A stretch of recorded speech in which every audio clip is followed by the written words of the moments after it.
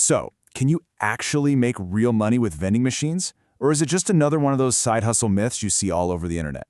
Well, we're about to find out. We're going to dive into this fascinating real-world experiment that follows a complete beginner trying to build a vending empire from the ground up. You know, this is the million-dollar question, isn't it? Everyone's looking for that passive income dream. So to get a real answer, we're following our producer, Caroline. The thing is, she's never run a business. She's not some kind of expert. She's basically going to make all the mistakes so we can learn from them. And right out of the gate, you can see the huge reality check coming. On one hand, you have Caroline's plan, which is, let's say, pretty optimistic. 2 old machines, and she's hoping for $1,500 a month in profit. But then the expert, Cody Sanchez, chimes in with a much different story. She's predicting way higher costs, lower revenue, and a profit that's probably going to be closer to $350 per machine. I mean, that is a massive gap in expectations. And yep, just as the expert predicted, that optimistic plan immediately slammed into a brick wall of reality. So let's get into it. Let's break down the anatomy of this initial failure. Look, to succeed in vending, you've really got to nail 5 things. You need the right plan, the perfect location, a reliable machine, the right stuff inside it, and of course, the right customers to buy it all.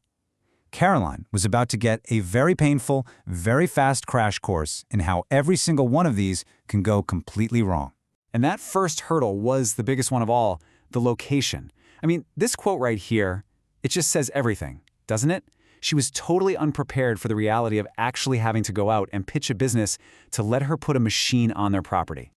The location she finally landed seemed pretty good on paper. A lawn care company with 150 technicians. What could go wrong? Well, turns out a lot. It was a complete cascade of problems. First, the spot was a total Wi-Fi dead zone, which absolutely crippled the credit card readers. Second, those old machines she bought, they were constantly breaking down. And then there was this weird $10 credit card hold that just made customers angry. But honestly, the biggest mistake of all? She completely misjudged her audience, trying to sell these premium, expensive items to blue-collar workers who just wanted a cheap snack. And this quote just highlights the technical nightmare of using those old machines. She couldn't even do something as simple as changing the price or swapping out a product easily. Every little thing became this massive, time-sucking battle, and her so-called passive side hustle was turning into a full-time frustration. And after all that work, all that frustration, all 4 of her machines combined were bringing in a pathetic $30 a day. It was, without a doubt, an absolute failure. But you know what they say, failure is often the best teacher. This is where the story takes a turn. It pivots from just a failing strategy to a complete rethink of what this business was even supposed to be. The key insight here was this idea of a perfect fit business. Caroline realized she wasn't building a business that actually fit her life. Her goal was pretty simple. She wanted to work about 4 or 5 hours a week and make around $1,000 a month. So the goal shifted, It went from just making money to becoming an owner of a small, efficient operation, not an employee trapped by her own broken machines. So they pivoted hard. First, they finally admitted that location is absolutely everything. Second, they decided to delegate the busy work, like restocking, to an operator.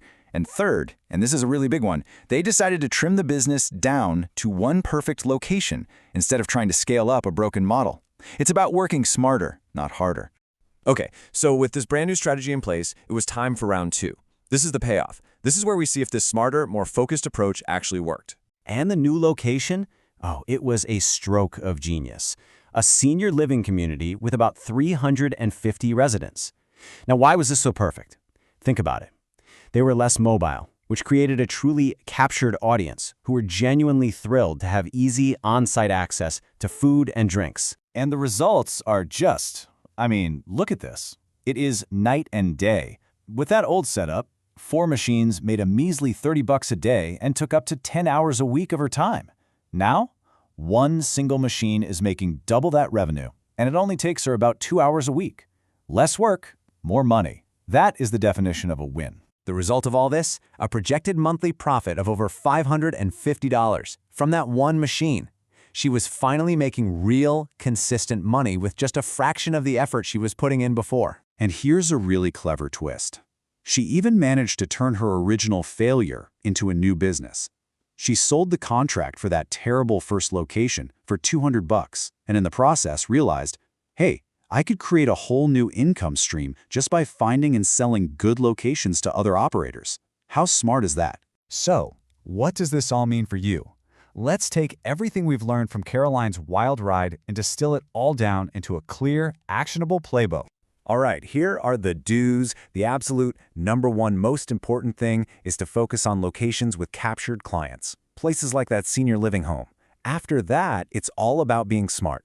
Test with one new machine first. Really get to know your specific customers. And for goodness sakes, make sure your tech and your pricing are solid right from day one.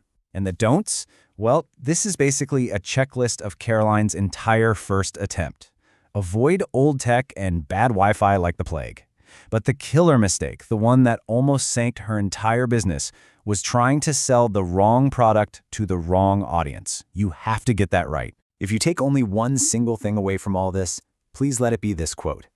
At its core, the vending business is a real estate business. The quality of your location, your piece of real estate, determines pretty much everything else. So the final verdict is in. Vending machines are absolutely not a plug-and-play, set-it-and-forget-it kind of business. Anyone who tells you there's such a thing as truly passive income, well, they're probably selling you something. This takes real work, real strategy, and a lot of problem solving. But that brings us to the final question, and this one is really for you to answer. We've seen it's not truly passive, but we've also seen that it can definitely be profitable when you do it the right way. So knowing what it really takes, is this the right fit for you and your goals?